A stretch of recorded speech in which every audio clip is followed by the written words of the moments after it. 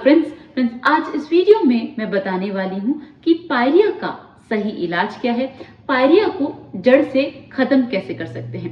Friends मेरे पास बहुत patients आते हैं सब जगहों से सिर्फ से एक ही सवाल के साथ कि मैम हमने इतनी जगह ट्रीटमेंट कराया, सफाई कराई, हमारे दांत सही होने की बजाय और ज़्यादा कमज़ोर हो गए। मैम पायरिया का कोई इलाज भी है? हमें कहा गया है कि पायरिया का ऐसा कोई भी परमानेंट इलाज नहीं है।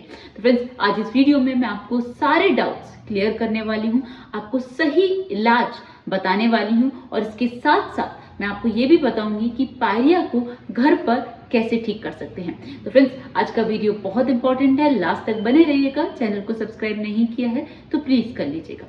Late me start. Hello friends, I am doctor Pratibha, oral implantologist, laser specialist and पेरिडोंटिस्ट।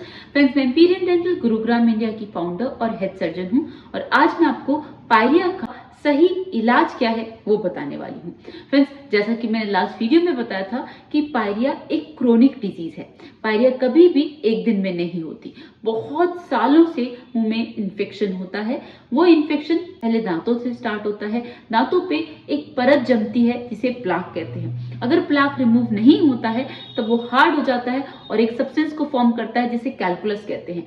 जब दांतों से कैलकुलस गम्स के अंदर जाता है तो सबसे पहले आती है डिजीज कॉल्ड एज गम डिजीज। गम डिजीज से अगर इन्फेक्शन रिमूव नहीं कराया जाता है तो वो इन्फेक्शन अब गम से बोन में चला जाता है जिसे पायरिया कहा जाता है। पायरिया को डेंटल टर्मिनोलॉजी में कहते हैं पेरियोडोंटाइटिस। दैट मींस दांत के चारों तरफ जो जो टिश्यूज हैं लाइक गम्स, बोन और लिगामेंट्स, सीमेंटम, ये सब इन्फेक्ट हो गए हैं। इन्फेक्शन की वजह से इनमें इन्फ्लेमेशन है और अब ये गल रहे हैं। दैट मीन्स दांत के चारों तरफ जो हेल्दी स्ट्रक्चर्स थे अब वो गल रहे हैं, जिसकी वजह से दांतों का सपोर्ट खत्म हो रहा है और दांत हिलना चालू हो गए हैं। और अगर अभी भी कुछ नहीं किया तो दांत हिल हिल के गिर जाएंगे। ऑलराइट, अब इसको रोका कैसे जाता है?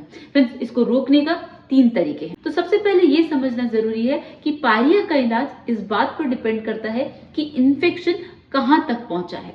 तो अगर इन्फेक्शन टूथ सरफेस पर है, गम्स पर है या फिर बोन पर है, इन तीनों के अलग अलग इलाज होते हैं। तो बहुत सारे पेशेंट जो ये कहते हैं कि दांतों की सफाई पायरिया का इलाज है, नहीं फ्रेंड्स, दांतों की सफाई सिर्फ दांतों पर होती है, उससे बाकी गम्स का और बोन का इन्फेक्शन रिमूव नहीं होता।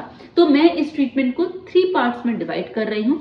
सबसे पहले अगर आपको आपके दांतों पर कोई परत दिख रही है या फिर तंबाकू या गुटखा के स्टेन्स दिख रहे हैं, दांत येलो हो रहे हैं, तो फ्रेंड्स दैट मींस टीथ पर इन्फेक्शन है, दांतों पर इन्फेक्शन है। और अगर गम्स हेल्दी हैं, गम्स में कोई रेडनेस नहीं है, स्वेलिंग नहीं है, ब्लीडिंग नहीं है, दैट मींस टूथ से अभी इन्फेक्शन गम्स तक नहीं पहुंचा है। फ्रेंड्स टूथ में और गम्स में थोड़ा स्पेस होता है, वो एक दिन में पहुंचता नहीं है। जब बहुत टाइम से इन्फेक्शन रह जाता है तब वो टूथ से गम्स में जाता है।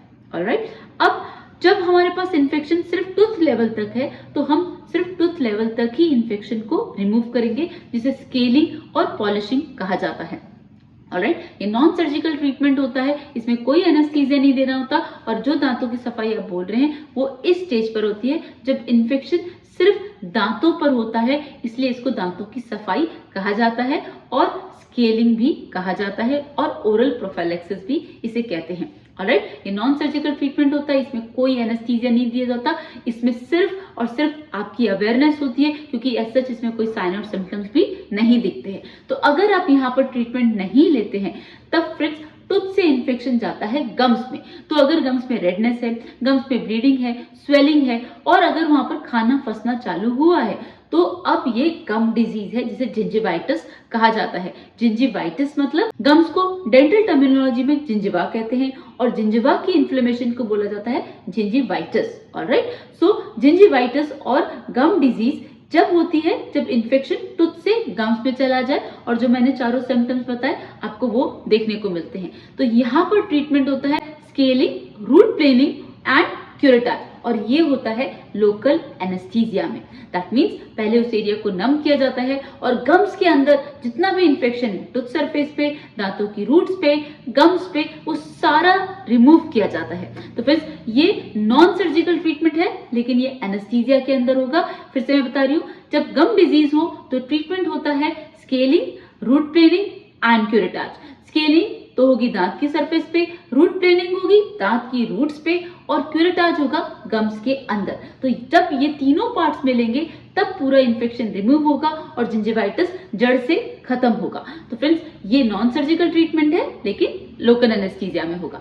अब अगर हम यहाँ पे ट्रीटमेंट नहीं लेते हैं तो ये इन्फेक्शन गम से बोन में जाता है। जब ये बोन में जाएगा तो कुछ मेजर साइन और सिम्टम्स आपको दिखेंगे। तो सबसे पहला सिम्टम्स है वो कि खाना फंस जाएगा लेकिन आप उसे निकाल नहीं पाएंगे। उसकी वजह से खाना जब अंदर ही अंदर इन्फेक्टेड होगा तो बोन गलना चालू होगी और आप जैसे जैसे खाना चबाने लगेंगे तो दांत खाना चबाने के फोर्सेस को बेयर नहीं कर पाएंगे। तो आपको लगेगा कि अब मैं यहाँ से खाना चबा नहीं पा रहा हूँ या पा रही हूँ, कि मुझे चबाने पे पेन फील हो रहा है। उसके अलावा यहाँ पर हल्का हल्का सा दर्द हमेशा बना रहेगा। बहुत शार्प शूटिंग पेन नहीं होता लेकिन इनिशियली माइल्ड पेन होता है। कंटिन्यूस इरिटेशन होती है, इसे बोला जाता है डल ग्नॉइंग इरिटेटिंग पेन, राइट। इसकी वजह से आपको कंटिन्यूस हेडेक भी बना रह सकता है क्योंकि ये बहुत ही इरिटेटिंग होता है। आपका मन करता है कि कोई टूथपिक लिया जाए, कोई भी शार्प इंस्ट्रूमेंट दांतों के बीच में डाला जाए, कुछ फंसा है उसे निकाल लिया जाए तो फ्रेंड्स जिससे वो प्रेशर रिलीज हो और आपको आराम पड़े, राइट। और कई बार जब होता है कि जब आप दांतों को दबाते हैं, कुछ चबाते हैं तो आपको एक मीठा मीठा दर्द होता है जिससे आपको आराम होता है। तो फ्रेंड्स, ये सब इसलिए हो रहा है क्योंकि अंदर जो हड्डी है वो गल गई है। तो जैसे आप उसे दबाते हैं तो वो कुशनिंग इफेक्ट होता है, थोड़ा सा मीठा दर्द होता है। तो फ्रेंड्स, सारे साइन एंड सिम्टम्स ये बता रहे हैं कि जो अंदर हार्ड सॉलिड स्ट्रॉन्ग बोन थी, हड्डी थी, अब वो सॉफ्ट हो रही है, वो गल रही है, दांतों का सपोर्ट कम हो रहा है। धीरे धीरे जब ये इन्फेक्शन बढ़ जाता है तो वहां से पस निकलना चालू होता है। पहले अंदर स्वेलिंग होती है, फिर फेस पे स्वेलिंग दिखने लगती है। तो फ्रेंड्स, ये सारे सिम्टम्स हैं पायरिया के और इनके साथ साथ आपको देखने को मिलती है दांतों में मोबिलिटी, दांत हिलना चालू हो जाते हैं। तो फ्रेंड्स, अब इसका ट्रीटमेंट क्या होता है? फ्रेंड्स, इसकी ट्रीटमेंट को कहा जाता है flap surgery. Friends, flap surgery में क्या होता है? फ्रेंड्स, इसमें पूरी तरीके से 100% डिब्राइडमेंट होता है, पूरी तरीके से इन्फेक्शन रिमूव किया जाता है टूथ में से, पूरा दांत और उसकी जड़ों में से, बोन में से, चारों तरफ जो हड्डी है उसमें से और गम्स में से। तो जब पूरी तरीके से इन्फेक्शन को रिमूव कर दिया जाता है, जितना भी अनहेल्दी टिश्यूज था उसको रिमूव कर दिया जाता है, तो उसके बाद फ्रेंड्स जितनी हड्डी गल गई है उसको रीजनरेट किया जाता है, जैसे हार्ट टिश्यू रीजनरेशन कहते हैं। और जितने मसूड़े गल गए हैं, नीचे चले गए, उनको रीजनरेट किया जाता है, जिसे सॉफ्ट टिश्यू रीजनरेशन कहते हैं। और इन सबको कंप्लीट करते हैं फ्लैप सर्जरी के अंदर। फ्रेंड्स, उसके बाद आपका टूथ और बोन और गम्स बिल्कुल ठीक है, आपको कभी कोई दिक्कत नहीं होती। बस एक ही कंडीशन है, दोबारा दांतों के बीच में खाना नहीं फंसना चाहिए। और फ्रेंड्स, जो दांत हिल रहे होते हैं उनको भी फिक्स किया जाता है स्प्लिंटिंग के थ्रू। फ्रेंड्स, जब हम स्प्लिंटिंग करते हैं तो उसमें हम क्या करते हैं कि जो टूथ वीक है, हिल रहा है, उसको सपोर्ट दिया जाता है स्ट्रॉन्ग टीथ से। और जब हम तीनों को, जितने भी टीथ हेल्दी हैं और जितने टीथ वीक हैं, जब हम सबको एक लाइन में बांध देते हैं तो फिर सब टूथ को सपोर्ट मिल जाता है, दांतों का हिलना बंद हो जाता है, दांतों को उनकी स्ट्रेंथ वापस मिल जाती है। तो फ्रेंड्स, इस प्रोसीजर से जितने भी आपके फूक से भी हिलते हुए दांत थे उनको भी स्ट्रेंथ मिल जाती है, आपके पूरे माउथ को हेल्थ मिल जाती है, आपकी ओरल हेल्थ अच्छी हो जाती है और आपको आपका कोई भी दांत कभी भी निकलवाना नहीं पड़ता। तो फ्रेंड्स, ये सारा ट्रीटमेंट जो मैंने बताया ये है पायरिया का सही इलाज। इस ट्रीटमेंट के थ्रू पायरिया को जड़ से खत्म किया जा सकता है। और फ्रेंड्स, जो दांतों की सफाई है वो तभी होती है जब इन्फेक्शन सिर्फ दांतों तक हो, गम्स में और बोन तक नहीं गया हो। तो फ्रेंड्स, अगर अभी भी पायरिया से रिलेटेड आपको कोई भी डाउट है तो मुझसे कमेंट सेक्शन में पूछ सकते हैं। चैनल को सब्सक्राइब नहीं किया तो प्लीज कर लीजिएगा। See you in the next video. Thank you. Don't forget to flaunt your beautiful smile, and that makes you so beautiful.